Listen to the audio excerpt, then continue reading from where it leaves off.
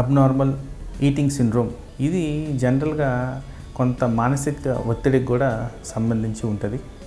ఇది ఎలా అంటే ఎవరైనా డిప్రెషన్ కానీ స్ట్రెస్కి కానీ గురైన వాళ్ళు సరిగ్గా నిద్ర పట్టకపోవడం వల్ల వాళ్ళు రాత్రులు మేలుకొని ఏమీ తోచక తినడం మొదలు పెడతారు.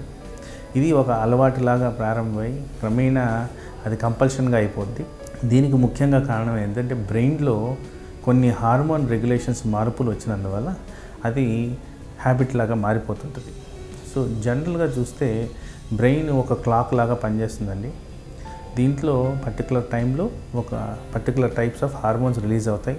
దానివల్ల మనకు ఆకలి పుట్టడము, పేగు కదలిక పెంచడము, అలాగే మన తినాల్సిన అవసరాలు పెరగడం, ఇలాంటివన్నీ జరుగుతుంటాయి. సో ఇవి మామూలుగా నార్మల్గా ఒక బాడీలో జరిగే మార్పులండి.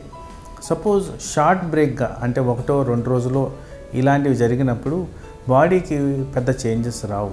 ఇలాగే క్రమంగా ఎవ్రీ డే ఇలా నైట్ టైం తినాల్సిన అవసరం, డే టైం తినలేకపోవడం, డే టైం నిద్రపోవడం, నైట్ టైం నిద్ర లేకపోవడం, ఇలాంటివన్నీ జరిగినప్పుడు ఇది ఒక అలవాటులాగా ప్రారంభమైపోయి బాడీలో ఒక కాన్షియస్నెస్ లేకుండా ఒక సైకిల్ లాగా తయారైపోతుంది. మనము నార్మల్ పర్సన్ ఎలా అయితే డే టైం అంతా తిని నైట్ టైం పడుకుంటారో అలా రివర్సల్ అయిపోద్ది.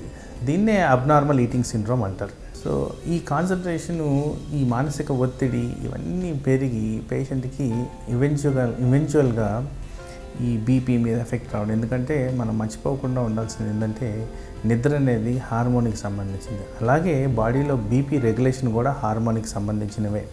సో ఇవి ఎవడైతే డిస్టర్బ్ అవుతాయో, ఈ ఇన్సులిన్ అనే హార్మోను, లేదు బీపీకి సంబంధించిన హార్మోన్లు, లేదు మన జీర్ణశక్తికి సంబంధించిన హార్మోన్లు, ఇవన్నీ ఎఫెక్ట్ అయినందువల్ల ఓవరాల్గా బాడీకి చాలా అబ్నార్మాలిటీస్ కనిపించడానికి అవకాశం ఉంది. సో అందుకోసమే ఈటింగ్ సిండ్రోమ్ అనేది కొద్దిగా జాగ్రత్తగా గమనించాల్సిన విషయం. ఒకవేళ అలా వచ్చిన పరిస్థితులు ఉంటే వెంటనే మీరు మీ ఫిజిషియన్ని కలిసో మీ సైకాట్రిస్ట్ని కలిసో తగు జాగ్రత్తలు తీసుకొని ఇది ఎక్కువగా మీ బాడీని ఎఫెక్ట్ కాకుండా చూసుకోవాల్సి మనకు.